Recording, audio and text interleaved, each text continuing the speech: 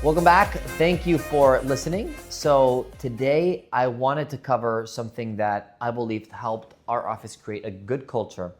And when I look back at, the growth we've had over the last 3 years, there was a moment where we went from 0 to 40 people, and then from 40 to probably 100 people. It was the hardest jump, then from 100 to around 200 to 300, and then from 300 up to 4, 5, 6, and I think almost to 1,000 people. And there was a moment where the snowball effect was growing enough that it was a lot harder to stop than it was to keep going.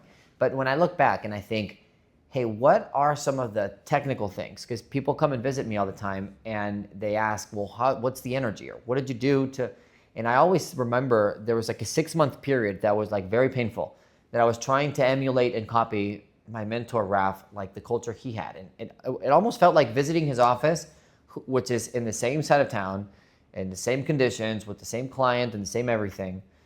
It almost felt like he had like access to a higher quality or a higher caliber of people. And I knew that wasn't true.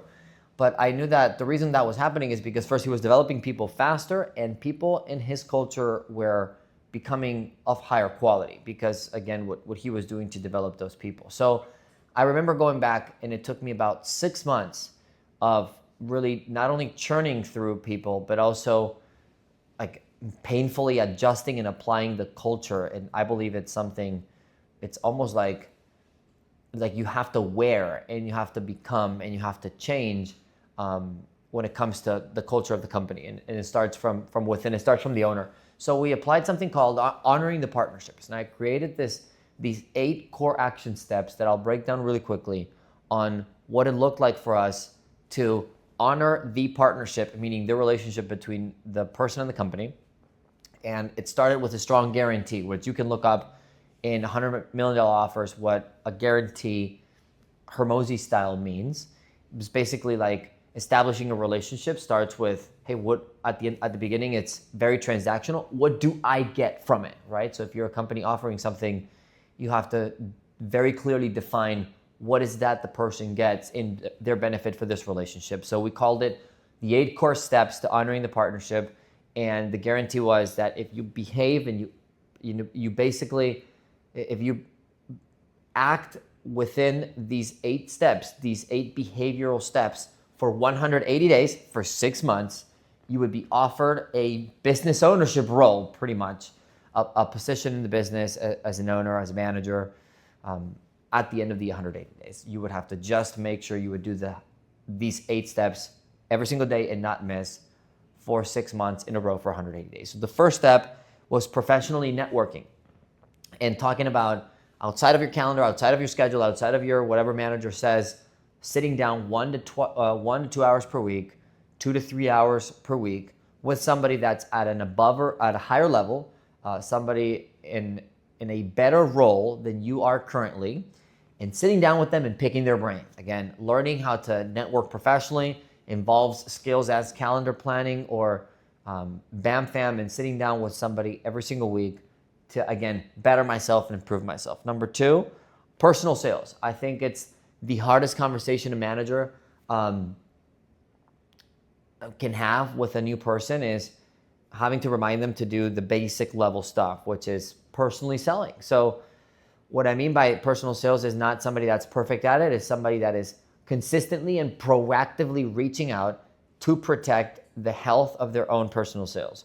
So if I'm not selling what I need to be doing, that before you come and talk to me, I have already made 3 or 4 phone calls, set up a few Zooms. I am really trying to get this number higher, and there's not much more you can tell me because I have already put in a lot of the action. So number 2 would be personal sales. Number 3 would be reading 15 minutes a day. And we talked about this on a different recording, but something that's not fiction, something that's maybe self-image based or leadership based or sales based or whatever your weakness is based.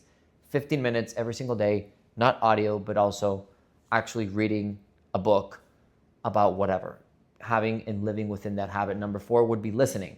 So same mindset as reading, but I'm not saying eliminating music from your life, but I'm saying replacing 15 minutes of your Bad Bunny audio or whatever you're listening to for something that helps you improve and move forward. So again, same mindset as with reading, but listening to a podcast or something, hopefully within the organization, hopefully something that is provided by the team you're in that you can listen to that can help you progress. Number 5 is association, and I would argue this is the most important one because you are the average of the 5 people you look up to the most, or you compare yourself the most, or you strive to be with the most. And I would say if there's any team night, any team activity, attending every single one of them.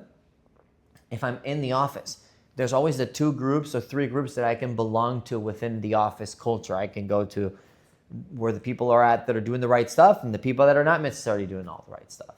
And associating with people at a higher level and trying to become a part of that group, trying to be, regardless of who's my upline, regardless of all that stuff, really associating at a higher level with with the CEO, associating at the highest level, inside and outside of the company. Number 6 is being accountable.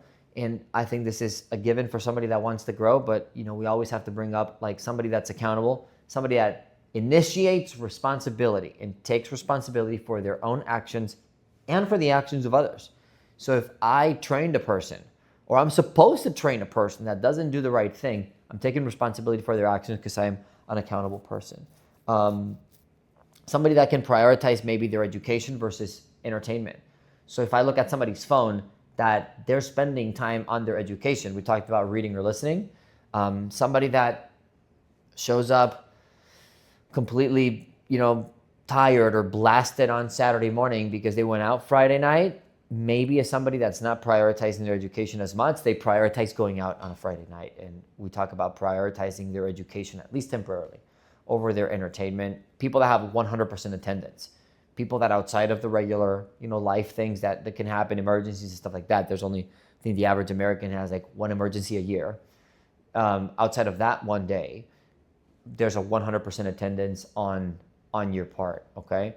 Number 7, I would say, is being coachable. So really simple, I'll describe this. Being coachable is not how you receive feedback, it's how much you proactively seek the feedback.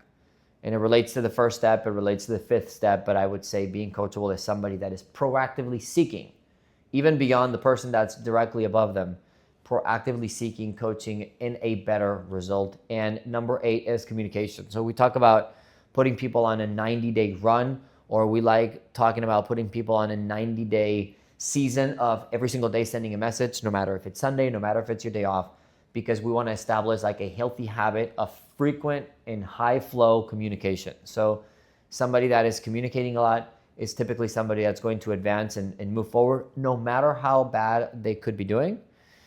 Somebody that's, I'll give you the other example.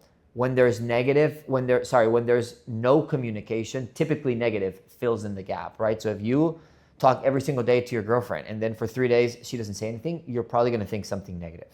And the reason is because negative always fills in when there is a gap. So to eliminate the gap, you just want to communicate. And in a leadership role where you're offered such a big deal in 180 days, you want to make sure there is absolutely no gap. So communicating every single day for 90 to 180 days. So we call these the 8 core action steps on how to honor the partnership to earn your position as a manager in our business, as an owner in our business. And it's been extremely helpful to where I remember establishing the mindset and the culture around the 8 core steps. And I also remember probably not talking enough about it over the last year or 2 years, but still receiving the fruits of the seeds we sowed 3, 4, 5 years ago around the 8 core steps.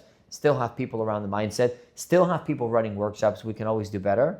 But it's been, again, how to create a culture, create a strong guarantee around behavior, and then promote this behavior and reward the positive behavior around it, and not so much reinforce the negative one. And 6 months into all of that and lots of pain, you'll probably start to see a little bit of the culture that you're trying to build. So hopefully that helps.